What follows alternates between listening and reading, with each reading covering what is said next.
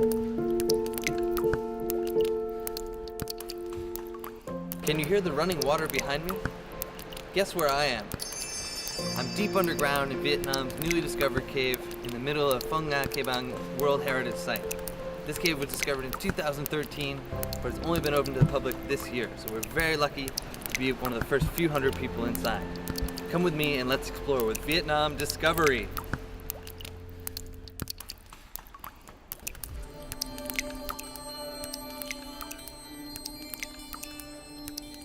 My name is Evan.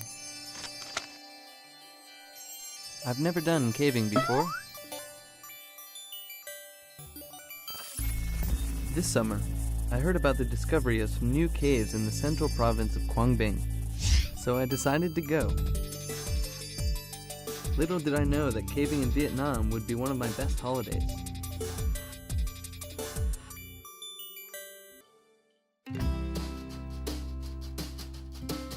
When we first got to Quảng Bình, I was really surprised. It's nice to get out of the hustle and bustle of Hanoi into a smaller city. A lot less traffic, a lot less people. It only took us about an hour to drive from Dong Hoi into the national park with the mountains. Very short time, but a very drastic difference.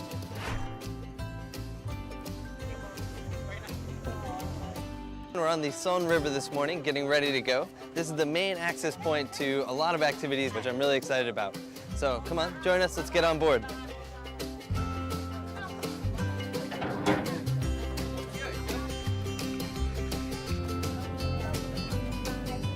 The Phong Nha area is perhaps the most beautiful part of Vietnam I've seen so far, with stretching limestone cliffs and beautiful rivers running through it. The views that first morning made my trip worthwhile all by themselves.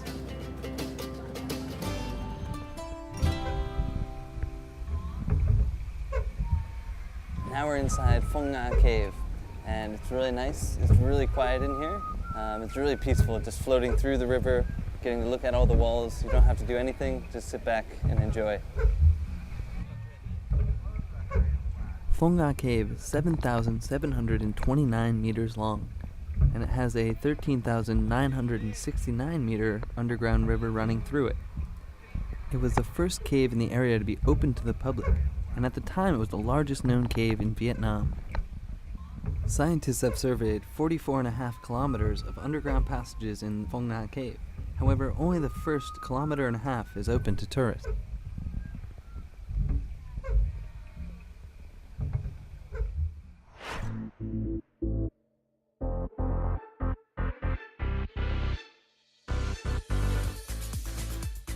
I have no time to get bored though, because a few kilometers away, I get to enjoy the zip lining. This is new to the local tourism, and it's definitely the coolest way to get to the next cave in this picturesque area. Oh, it's a lot faster than it looks. The scenery is great, the water's really blue, there's people in kayaks who are going over, it's really exciting. It's really cool. It's definitely worth doing again. The dark cave offers a great experience. Getting wet, getting dirty, and having a lot of fun.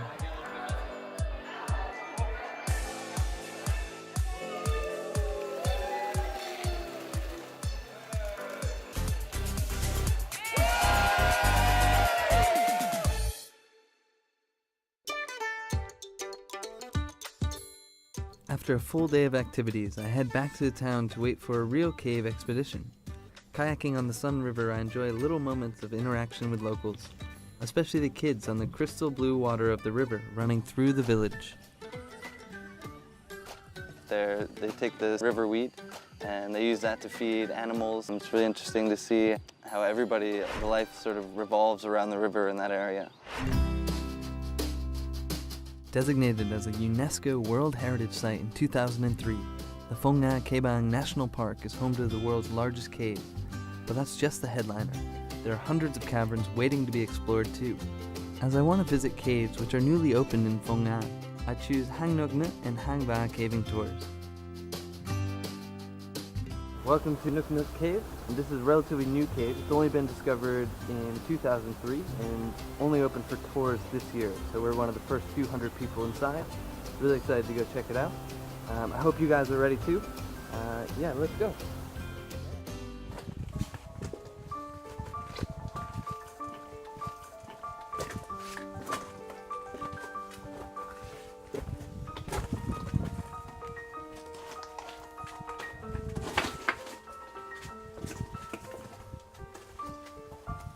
particular cave, a long time ago, used to be Limbert is a British cave expert who left his job in England as a biomedical scientist in 2012 to devote his life to exploring the caves of Vietnam. His talk provides me with useful information about the caves. Blocked, and so it doesn't come down here. Hang Nok Nut boasts beautiful formations and enormous passage.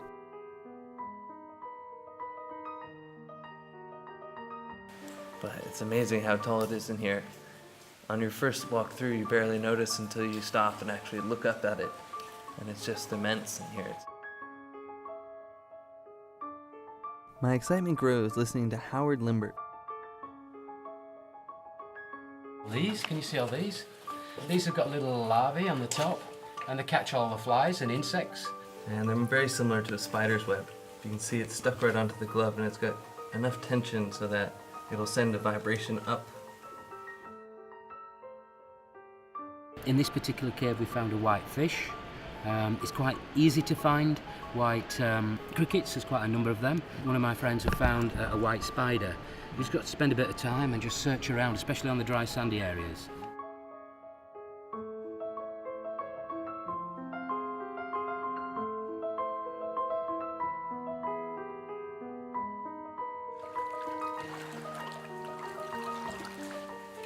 The forepart of this cave is dry, but moving deeper inside, expeditions will encounter a lake. The water now is about knee height, but it can be up to your chest at times.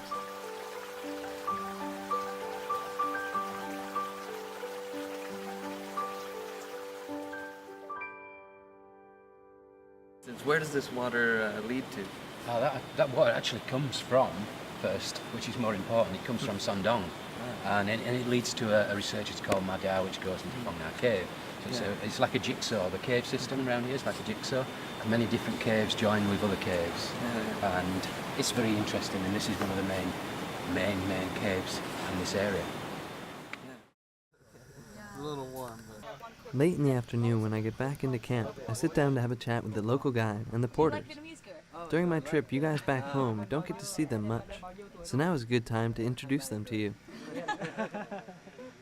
They are just the jungle men. They went to the jungle looking for rare trees. Sometimes when everyone's hunting for that tree, there's no more trees in the jungle to hunt for anymore. So when they get back home, they're just staying at home, nothing to do. There's no money for their family. So when auxiliaries found, we give them a job, and they're really flexible in the jungle. Yeah.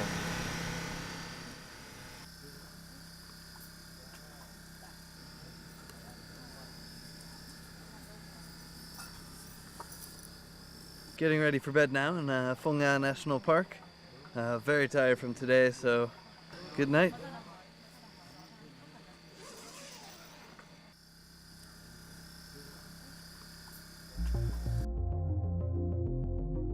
Next, I'll be trekking to and exploring in Hang Va. This is the highlight of the expedition. It's a bit more technical, so ropes and harnesses are required.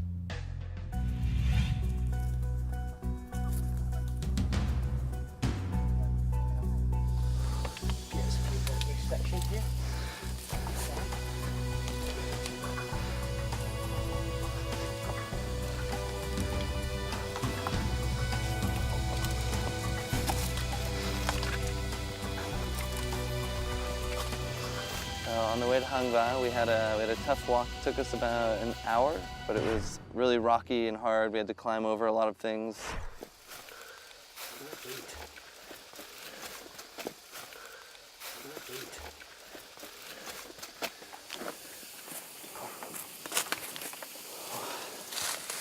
Okay, so the rest here. Yep, so this is the original path that we found Hang Song Dong exit with, the world's largest cave. And we also found, by chance, Hang Va. Tell me what it was like when you first found Hang Va Cave. Not a very good path. It was quite difficult walking up here. This is quite a nice path now because we've had to make it easier to take tourists in. But at first it used to be a little bit dodgy. Like I said, going downhill, please be careful. It is still very, you don't want to fall going downhill.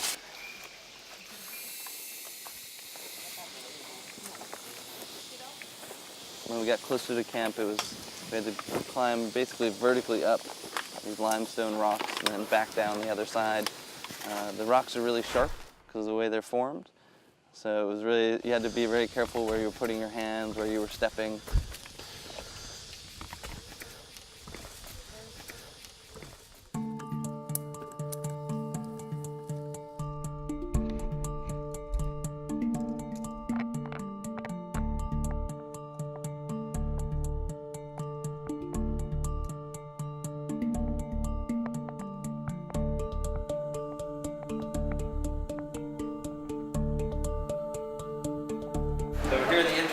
back, and as you can see right away, the equipment is showing how useful it is. So using the clips to get down on the rope, and also these shoes is getting quite slick in here as we get lower towards the cave. So it's becoming really important that we have all this equipment. So we're really glad to have it all, of course.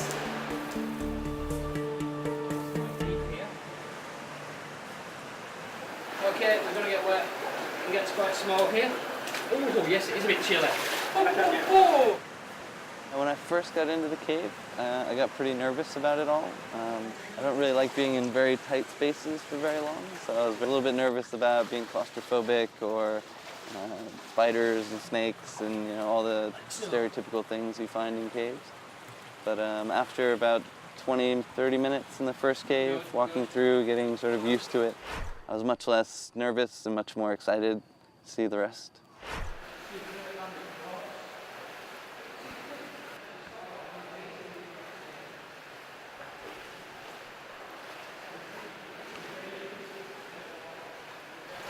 There's a nice small crack in the roof here. You can see a little water coming in. And slowly, this will turn into a stalactite as it slowly dissolves away. But this is nice, pure, clear, fresh water. Comes from the surface, so nobody will have touched this. So it's pure, clean water. Very nice, isn't it? How much stalagmite form? 1 centimetre takes 10,000 years. So you come back in 10,000 years, that'll be there. Right, let's go to the traverse to see the stalagmites.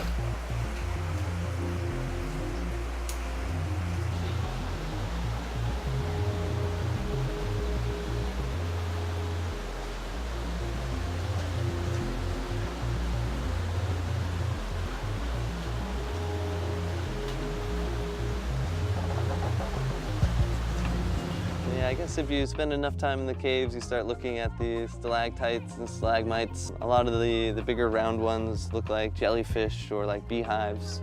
Sort of like when people lay in a field and look at clouds, trying to spot different animals or different objects.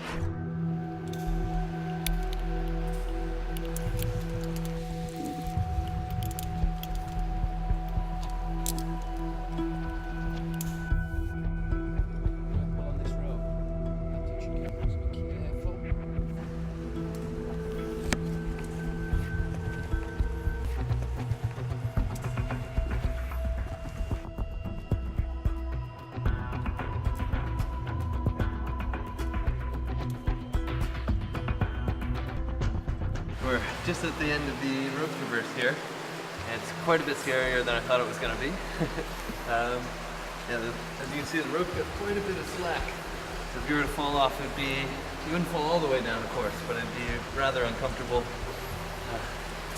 It's a little bit nerve-wracking, actually, but it's worth it when we get to the top, I hope.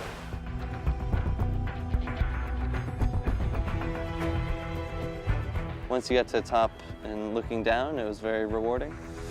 There we go. Oh yeah, it looks nice and lit. Oh, wow. These are unusual. These are really rare.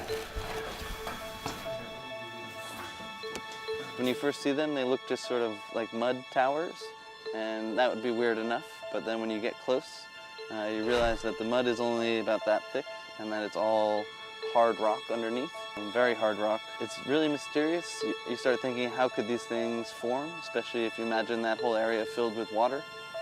So Howard, can you tell me more about these tower cones, as you guys call them? We call them tower cones. It's just a name that we've come up with. All we know for 100% sure is that they are formed underwater. How they are formed, it is thought, is that when it's full of water, it forms a very, very thin layer of calcite called a calcite raft all over the top. And when a drip comes from the roof, it hits the calcite raft. The raft goes to the bottom, and slowly, slowly, these things are built up. You see them in 1 or 2 parts of the world, but they're only small, and maybe 1 or 2. Here, there's literally hundreds, probably 1,000 of them, and they're very tall, 2 or 3 meters.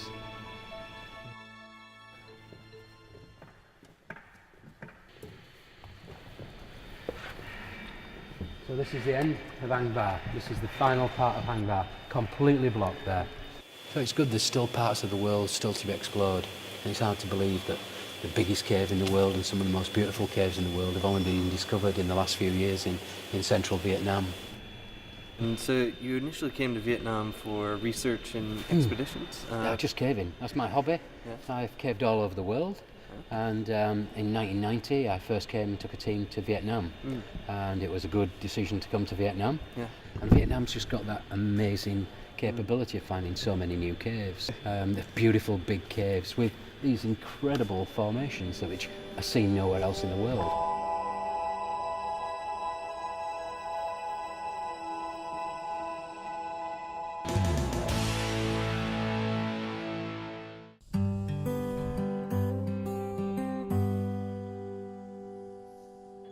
I leave the town of Phong Nha to stop off in the village of Tan Hoa for my next adventure.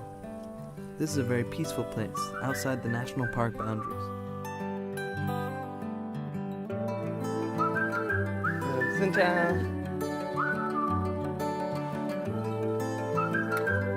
This pool behind me is a marker, a memorial of sorts, to remind people of severe flooding in 2007. It's really inspiring how people in these areas overcome this adversity every year and continue to live their daily life.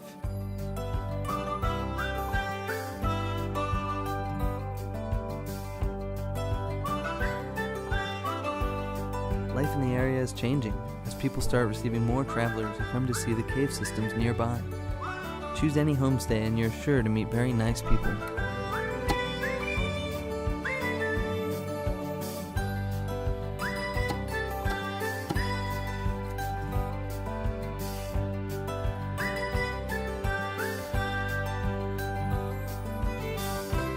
The people in Quảng Bình were really friendly, both in the bigger cities, smaller towns, and even the small ethnic villages. Getting to meet a lot of local people and try local food was a huge bonus.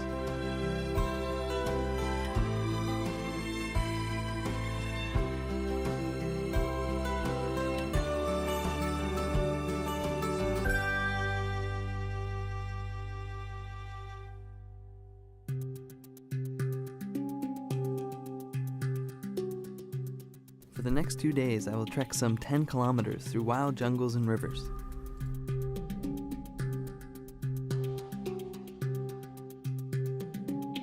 In short, I will venture through the mysterious world of 3 different caves: Hung Ton, Hang Kim, and Hang Ken. We're on our way to our next caving expedition in Tu Lan Cave. This is a wet cave as opposed to a dry cave that we did last time. So a little bit more swimming, a little bit more action. The first cave is named the Hung Ton Cave. In this cave, Tuan, my guide, secures me by rope to an anchor point in the limestone to ensure my safety as I descend a 15-meter ladder to reach the bottom level.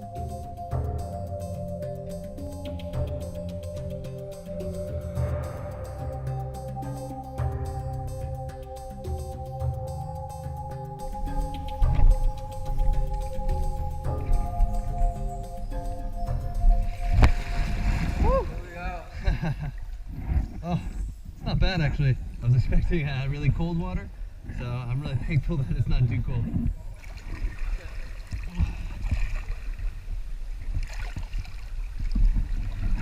Otherwise you can standing over here. Give me a hand. Nice. Good job, bro. How are you feeling when you swim in the dark cave like this? Not bad. The water's nice and warm, so it was a good swim. Are you scared about some the animal or some big fish come and take you away? It crossed my mind a couple times, but I didn't feel anything touch my legs, so made it through okay. Nice. Keep going.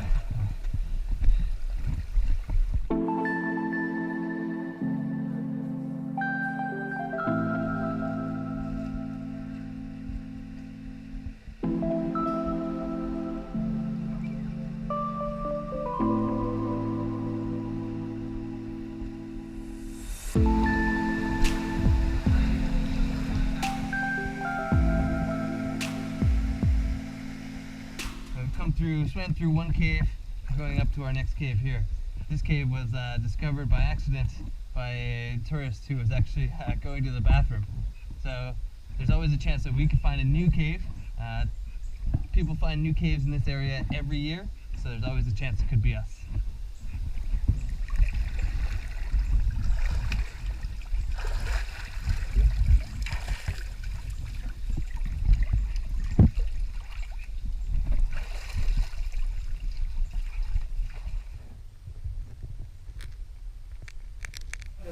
Now is the summertime, so that water level really low. But in the wet season, the water rises up to the ceiling every year. So you can see, look at that right? You see a block and wood sticking up there. We have 3 times to swim. So plus 3 times about 450 meters long. It's really interesting to sort of swim under the stalactites, and in that cave you were as close to them as you could possibly be. They were right above your head in the water. You had to duck under some of them, use your hands to get around them. So that part was really cool. You got to see them really up close and personal.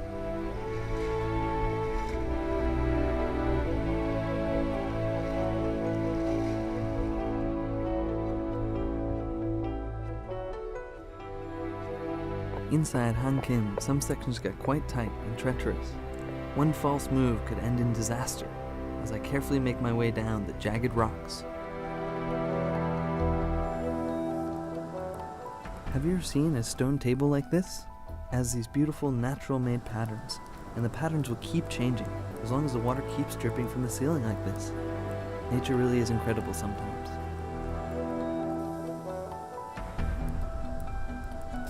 As we emerged from the cave, the sense of discovery was even more palpable than that inside. I now found myself in what seemed like another world.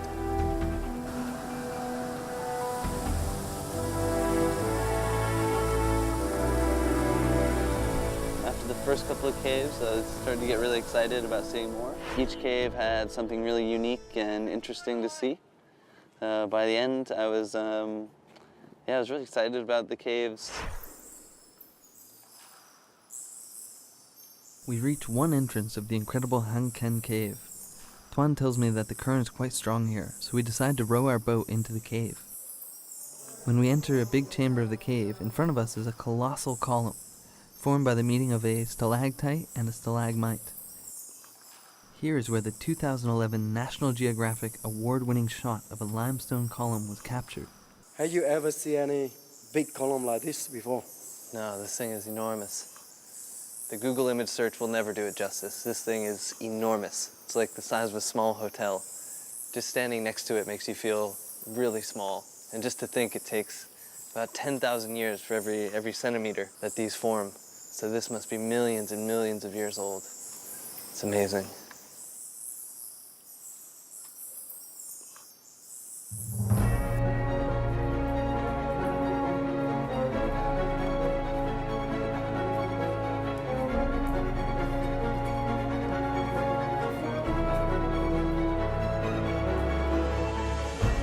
My last experience in the Tulan cave system is abseiling. Okay, so keep that hand there all the time. Okay, I'm going to flick this safety off. Okay, you ready? Okay, so I'm all strapped in. Got my safety harness on. Our abseil equipment locks me into place when I don't use the gas. I'm going to make my way down pretty slowly. So safety first. Not doing any cliffhanger stunts.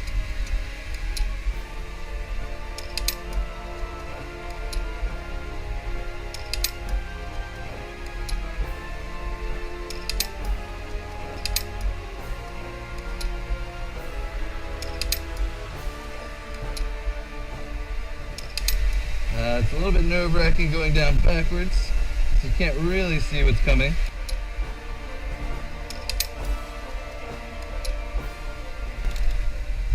Not even halfway down now, but... For me, this proves the most challenging aspect of the trip. This is not a time when I want to put a foot in the wrong place.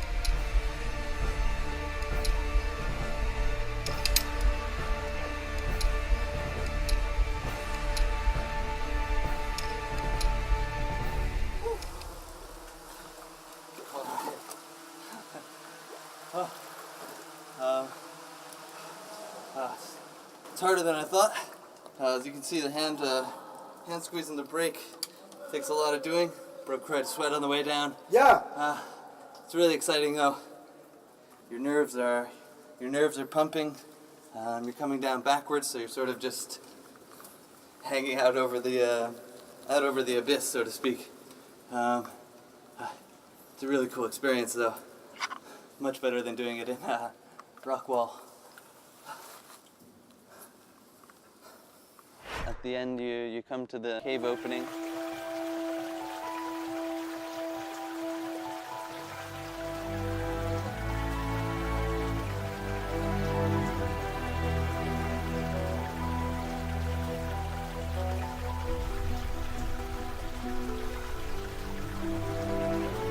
You sort of climb up the rock at the exits, look down, there's a waterfall, a big pool. You've got this small little valley that opens up. When you get to the top, you sort of can't do anything but stop and look around and take a big breath. Yeah, and it was really, really lovely. We got there in the afternoon, so the sun was just hitting everything.